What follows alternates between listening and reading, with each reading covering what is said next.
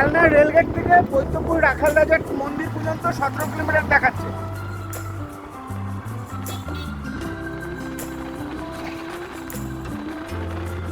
রাখাল রাজা মন্দিরের গেট গোপাল দাসপুর এটা।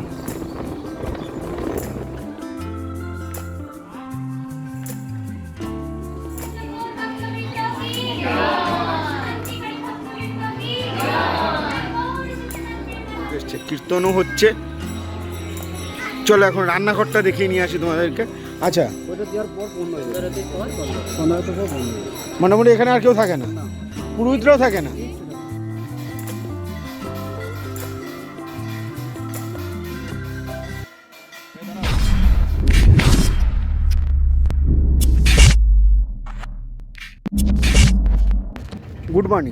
Good morning from Shantipur Kalnaghat. এখন বাজে 11টা। যাচ্ছি পূর্ব বর্ধমানের বৈচি গ্রামে বৈদ্যপুরে রাখাল রাজা মন্দির দর্শন করতে। আমার সাথে রয়েছে বনি ভাই। এই যে আমরা দুজন এসছি গাড়ি নিয়ে, কালনাঘাটে দাঁড়িয়ে রয়েছি। যে কালনাঘাট ওপাশে জেটি আসলে জেটিতে উঠবো। তা বেরিয়েছি 10:30টার সময়। এখন মোটামুটি 10 মিনিট হলে এসেছি, এখানে দাঁড়িয়েছি। এখান থেকেই শুরু করছি ব্লগটা। ভিডিওটা দেখতে থাকো। রাস্তায় যেতে যেতে কথা বলছি তোমাদের সাথে। কেমনভাবে আসবে সম্পূর্ণ শেয়ার করব। আর ইন্ট্রোটা তো বলা হয়নি। কেমন আছো সবাই? আশা করি ভালো আছো। বড়দের প্রণাম, ছোটদের ভালোবাসা রইল। Welcome to my blogging channel Nesar Bangshi Samiti. তোমাদের সবাইকে স্বাগতম। শুরু করছি আজকে ব্লগ, আজকে ভিডিও দেখতে থাকো।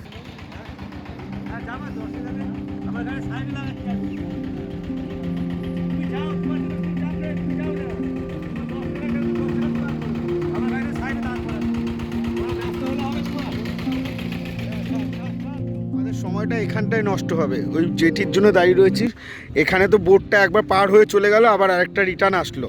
ওটাতে করে চলে গেলে হয়, কিন্তু আমরা এটাতে যাব, সেফটি। আর কতগুলো গাড়ি দাঁড়িয়ে রয়েছে। কতদিনকার ইচ্ছা ছিল, কতদিন, মোটামুটি 6 মাস ধরে 7 মাস ধরে প্ল্যান করছি রাখাল রাজা মন্দিরে যাব, রাখাল রাজা মন্দিরে দর্শন করতে। যাওয়া হচ্ছে না করে মায়ের সাথে যাব প্ল্যান করেছিলাম। তারপরেও এখন বনি ভাইকে নিয়ে বেরোলাম অনেক দিন পরে। আজকে কত তারিখ? 26শে ডিসেম্বর 2023। বছর শেষ হতে চলেছে। তার আগে সবাইকে হ্যাপি নিউ ইয়ার জানিয়ে দিলাম 2024-এর অ্যাডভান্স। কালনাঘাটেই আমাদের 11:20 বেজে গেল। এই যেটি চলে এসছে, এটাতে উঠবো। এত গাড়ি দাঁড়িয়ে পড়েছে, দেখো গাড়ির জ্যাম দেখো।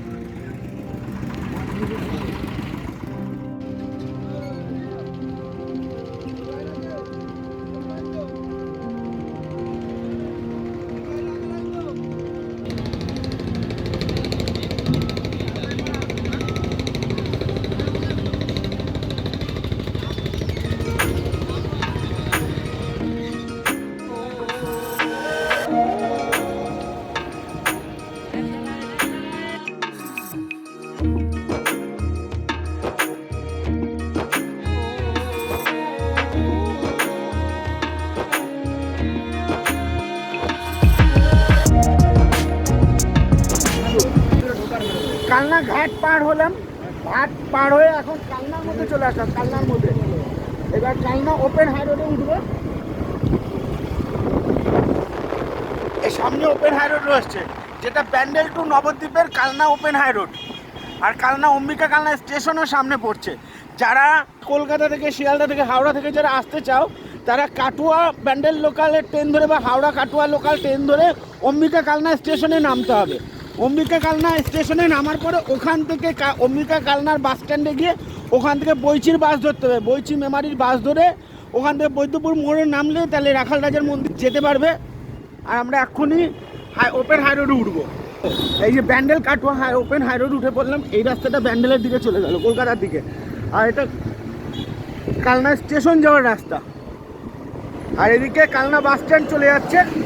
আমরা আর একটু আগিয়ে গিয়ে, মোটামুটি 300-400 মিটার আগিয়ে গিয়ে সেখান থেকে লেফট টার্ন নিয়ে নেবো, যেটা মেমারি রোড, বৈচি রোড, যেটা পুরনো দিল্লি রোডে গিয়ে উঠবে, সেই রোডটাই নিয়ে নেব। কালনা বাস স্ট্যান্ড যাওয়ার আগে যে 4 মাথার মোড়, এই মোড় থেকে আমরা লেফট টার্ন নিয়ে নেবো। যে সিগন্যাল করেছি,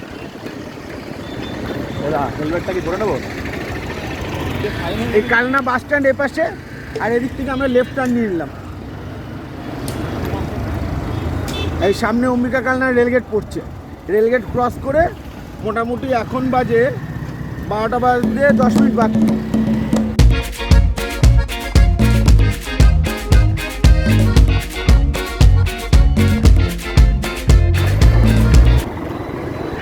হাওড়া স্টেশন এদিকে চলে যাচ্ছে, এই অম্বিকা কালনা এটা স্টেশন একদম কাছে।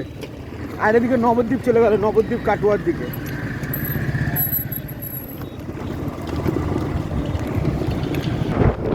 কালনা রেলগেট থেকে বৈদ্যপুর রাখাল রাজার মন্দির পর্যন্ত 17 কিলোমিটার দেখাচ্ছে। গুগল বলছে 30 মিনিট টাইম লাগবে। এখন 12টা বাজে 10 মিনিট বাকি, কতক্ষণ টাইম লাগছে তোমাদেরকে শেয়ার করছি, দেখতে থাকো। যেহেতু যতটা আস্তে আস্তে যাচ্ছি 40-45 মিনিটের আগে ঢুকতে পারবো না।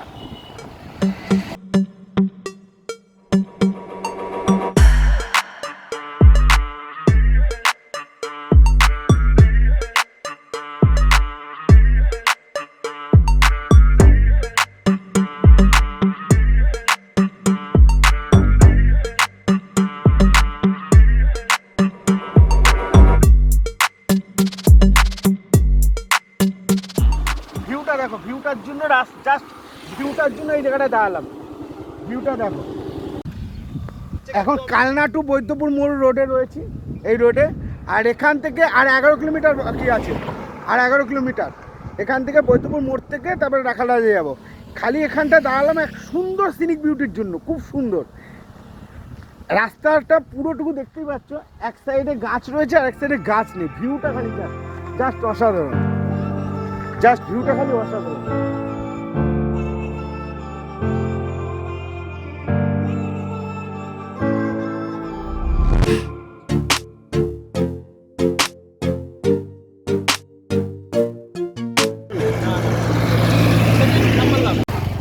এখানে যা ভিউ ছিল, এখানে দাঁড়িয়ে দাঁড়িয়ে অনেক কটা রিলস বানালাম।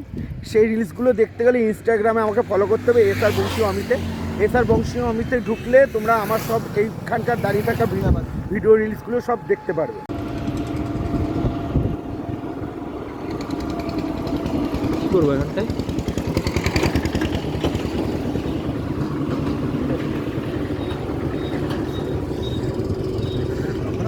এই যে বৈদ্যপুর মোড়ে চলে এসেছি। বৈদ্যপুর মোড় থেকে এই রাস্তাটা সোজা চলে গেল বৈচির দিকে, আর মেমারি যাওয়া যাবে এই রাস্তা দিয়ে। আর আমরা ডান দিকে এই রাস্তা ধরে নেব, ডান দিকের এই রোডটা ধরে নেব, বৈদ্যপুর রথতলা মোড়। এটা রোডটা ধরে নিয়ে বেরিয়ে যাবো বৈদ্যপুর গ্রামের দিকে। ওদিকে রাখাল রাজার মন্দির, এই ঠিক এই রাস্তার ডান দিক দিয়ে।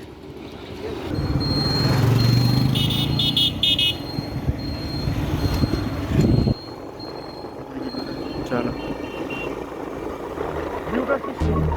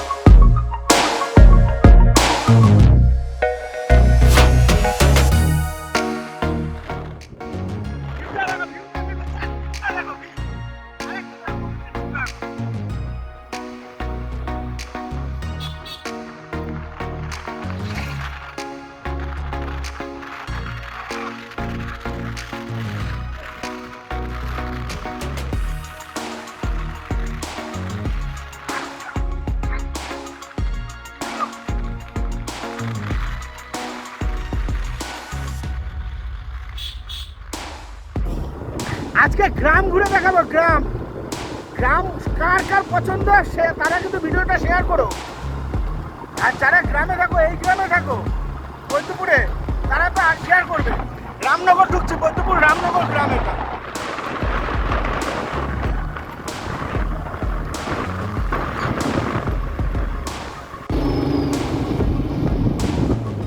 রাখাল রাজা মন্দিরের গেট, গোপাল দাসপুর। এটা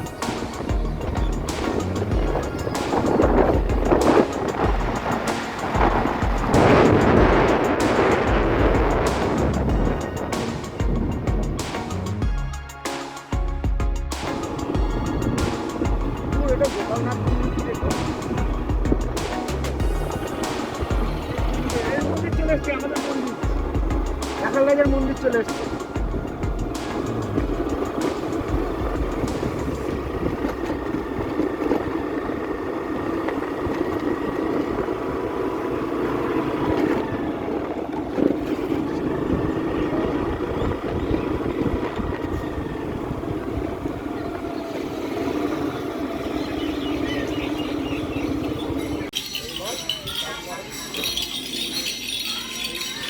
এই যে রাখাল রাজা মন্দির, মন্দিরের ভিউটা দেখো জাস্ট।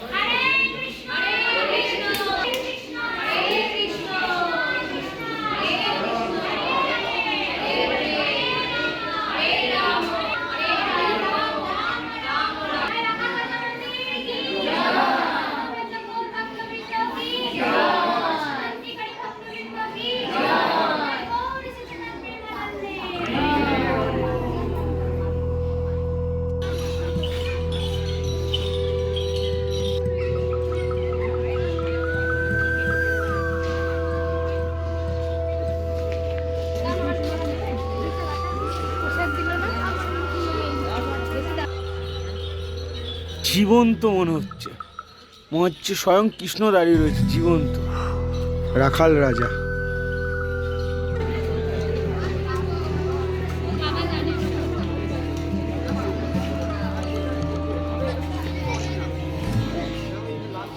বলি রয়েছে, তোমরা ভিডিও দেখতে দেখতে স্ক্রিনশট নিয়ে ভিডিও পরে দেখে নিও। আর ফোন নাম্বারও শো করা আছে। ভোগের জন্য 50 টাকা লাগে।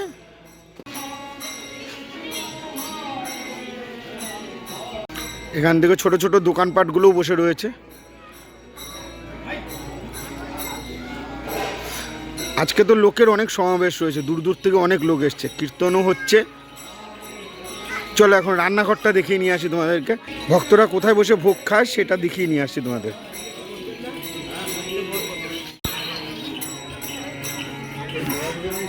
এই মন্দিরের ঠিক পেছনে রান্নাঘর রয়েছে।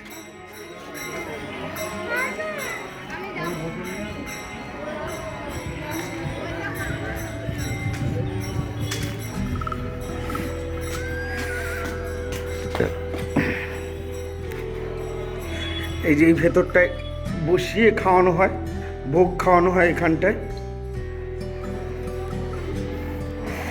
ভিউটা দেখো জাস্ট, অনেক পুরনো।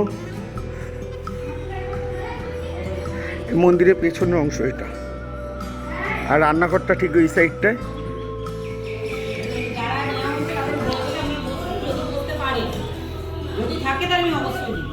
আর ভেতরটায় রান্নাঘর।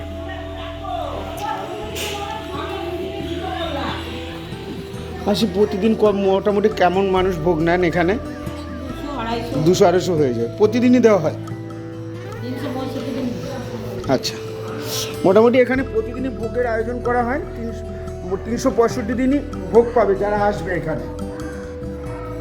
এখানে এসে বুক করলেই হবে। 50 টাকা করে মাথা পিছু। একটা নির্দিষ্ট সময়ের পরে আর কুপন দেওয়া হয় না।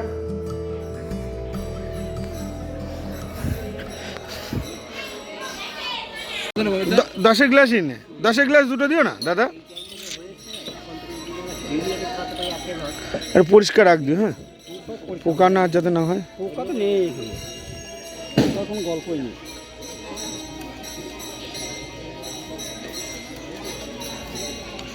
হাতটা দিয়ে এরকম ভাবে ছাড়াচ্ছ, আমাদের ওখানে তো অন্যরকম একটা দিয়ে কি যেন দিয়ে ছাড়ায়। যার যেটা সুবিধা বেশি। সুবিধা কি এটাতে বেশি নাকি? ওটা আঙুলে লাগে, সবসময় ছাড়ানো যাবে না। হ্যাঁ, ওটা সবসময় ছাড়াতে অসুবিধা হয়। ও, আর এটা আমার ধরবার এই মাথা নিয়ে চলে যাবে। ছাড়ানোর প্রসেসটা দেখো খালি। স্পন্সর বনি ভাই।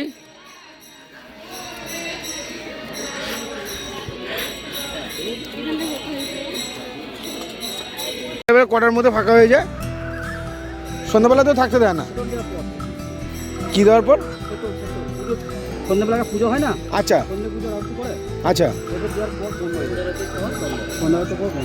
মোটামুটি এখানে আর কেউ থাকে না, পুরোহিতরাও থাকে না। সন্ধ্যা দেওয়ার পরে এই জায়গা পুরো ফাঁকা হয়ে যায়।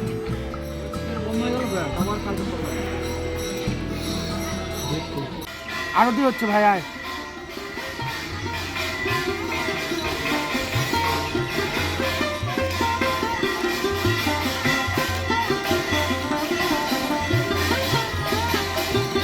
পুরো নিরিবিলি পরিবেশ, পুরো নিরিবিলি পরিবেশ।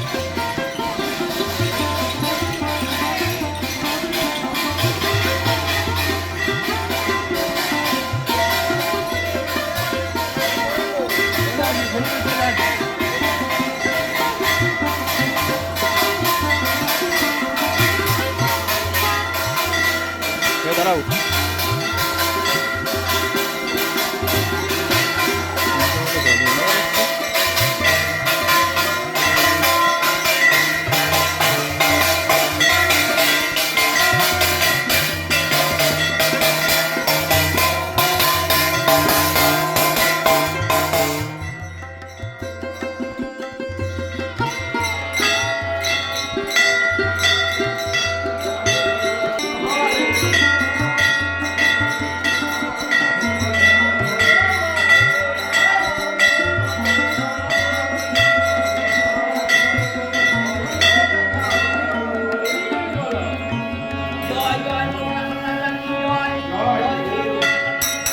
গিরি গোবর্ধনের চূড়া, ওদিকে কালিয়া দমন।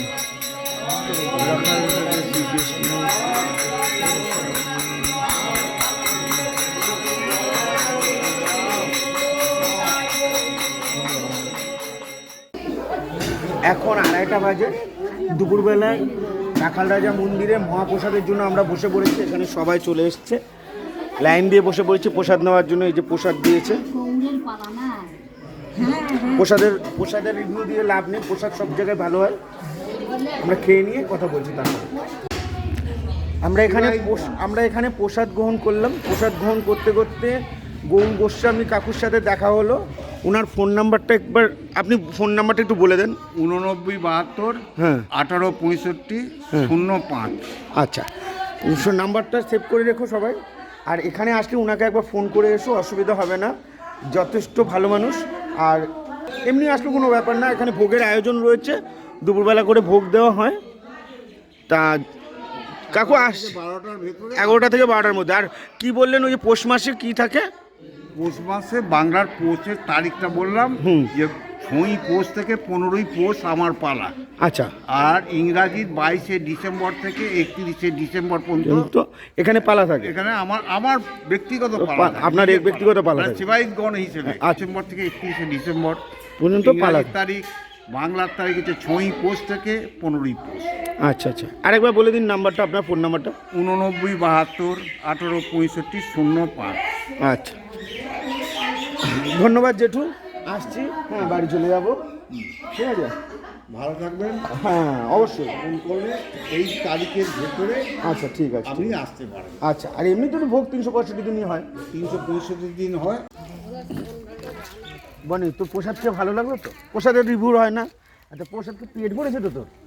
হ্যাঁ হ্যাঁ ভালো লাগলো তো? প্রসাদ বলতে সত্যি কথা বলতে দেখো দাদা, প্রসাদ জিনিস এরকম না যে বিয়ে বাড়িতে গেছি হ্যাঁ পেট ভরে খাবো, আমি তো 5,000 টাকার একটা গিফট দিয়েছি তো 5,000 টাকা উসুল করে আসবো, ওরকম তো হয় না। না, এটা তো কোনো দিন না। ঠাকুরের কাছে অল্প একটু প্রসাদ পাওয়া মানেও পেট ভরে যাওয়ার মতন ব্যাপার থাকে। যাই হোক, প্রসাদ তো খেলাম। তারপরে এখানে যে সেবায়ত বিন্দুরা রয়েছে তাদের ব্যবহার সত্যিই ভালো, অল্প করে নিঃসন্দেহে ভালো। যেই আসুক না কেন তাদেরই সবাইকে জিজ্ঞেস করছে কেমন কি হয়েছে, পেট ভরেছে কিনা। যাই হোক, প্রসাদও দিয়ে দিল বাড়ির জন্য নিয়ে যায়। আর একটুখানি মামার বাড়িতে যাবো। এখানে এদের ব্যবহারটা আমার একটা জায়গায় খুব ভালো লাগলো, যে আমরা একটু হাত ধুতে এসেছিলাম, জল খেতে এসেছিলাম বাইরে, তো তার মাঝখানে যে মেন যে দেখাশোনা করছিল খাবার দাবার দেওয়ার সময়, সে হাতে করে প্রসাদ নিয়ে চলে এসছে, ভোগের প্রসাদ নিয়ে চলে এসছে। কেননা আমাদের দেবে বলে অমিতদা বলেছিল যদি একটু বাড়িতে দেওয়া যেত, বাড়ি নিয়ে যেতাম, মাকে দিতাম, খুব ভালো হতো। হ্যাঁ, তো সে দাদা শুধু মায়ের কথা শুনে বলবো কি না জানি না, কিংবা দাদার মন হয়তো বড়, যার কারণে সে ভোগের প্রসাদটা হাতে করে নিয়ে বাইরে চলে এসেছে। সে বাইরে আমাদের জন্য দাঁড়িয়েছিল, অন্ততপক্ষে ওয়েট করেছিল প্রসাদটা দেবে বলে আমাদের জন্য। যাই হোক, দাদার নামটাই জানা হয়নি। বাপ্পা নাম। ও, দাদার নাম বাপ্পা, চলে গেছে। যাই হোক, বাপ্পাদা চলে গেছে। বাপ্পাদার নাম্বার মানে ওপাশে কন্ট্যাক্ট নাম্বারটা রয়েছে। হ্যাঁ একদম, এখানটায় যে মেন মানে কেমন নোটিশ টাইপের আছে যে কত কি টাকা নেবে, কটা থেকে কটা অবধি প্রসাদ দেবে, মানে রান্নাঘরের রাস্তায় ঢোকার, রান্নাঘরের মধ্যে ঢোকার সময় দেওয়ালে যে বড় নোটিশটা দেওয়া আছে তার নিচে বাপ্পা বলে তার দাদাটার নাম্বার দেওয়া আছে। আপনার ওখান থেকে নাম্বারটা পেয়ে যাবেন। তাছাড়া আর এখান থেকে এখন গ্রামের দিকে ঘুরতে যাব। একটা মামা বাড়ি আছে, ওই মামা বাড়িতে ঘুরে টুরে তারপরে বাড়ি ফিরবো। ফিরতে ফিরতে সন্ধ্যা হয়ে যাবে। এই যে এইখানটায় বাপ্পাদার নাম্বার লেখা রয়েছে 9088538717। রাখাল রাজার থেকে বেরিয়ে বাদিকে রাস্তা ধরে নিলাম। ওসমানপুর মোড় থেকে বেরিয়ে বাদিকে একটা গ্রামে ঘুরতে বেরিয়েছি বলছি সুমনের মামাবাড়ির দিক গ্রামটায় ঢুকেছি। আমার বাড়ির পাশে বাড়ি সুমন। সুমনের মামাবাড়ির গ্রামটায় ঢুকেছি।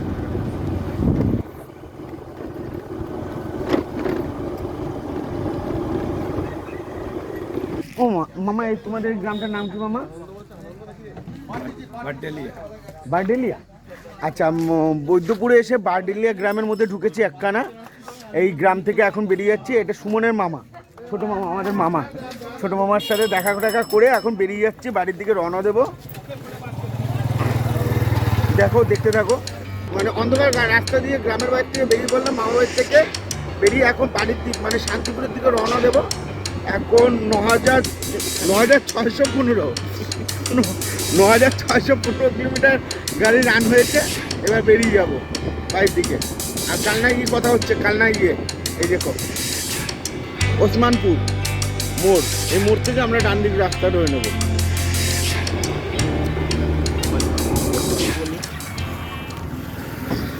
বৈদ্যপুর মোড় ঢোকার আগে 1 কিলোমিটার আগে এখানে একটা ঘুগনির দোকানে দাঁড়িয়েছি। ঘুগনি সাজাচ্ছে এই দাদা, 10 টাকা করে প্লেট।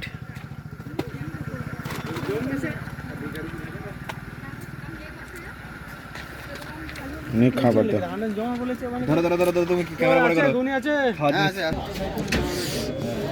আপাতত এখন কালনা ঘাট পার হবো। কালনা পার হচ্ছি, কালনা ঘাটে যাবো, নৃসিংহপুর ঘাটে। আর ওপাশে নৃসিংহপুর ঘাট কালনার।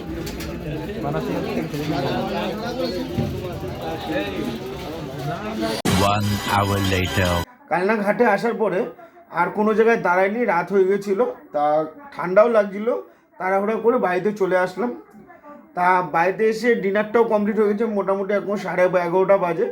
তা এখন শুয়ে পড়বো। ভিডিওটা ভালো লাগলে একটু লাইক কমেন্ট শেয়ার করতে ভুলো না। আর আমি জানি আমার চেনা যারা রয়েছে তারা চ্যানেলটাকে সাবস্ক্রাইব করছো না, আমিও জানি।